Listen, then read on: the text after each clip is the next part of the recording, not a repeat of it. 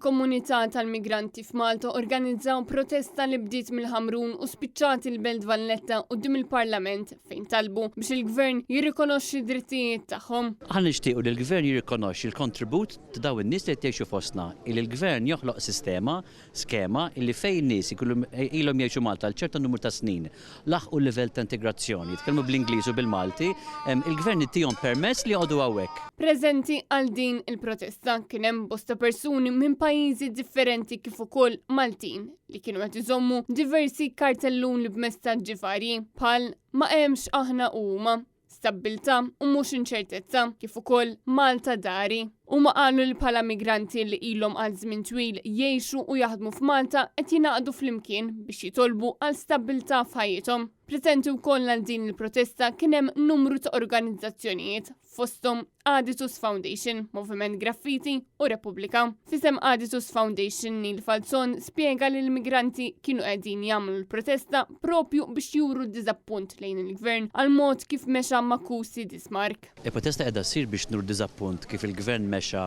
mal-ħabib tagħna u kif il-Gvern beħsibu jimxi ma' ħafna ħbieb li ilhom jgħixu fostna ħafna snin mingħajr dokumenti f'Malta.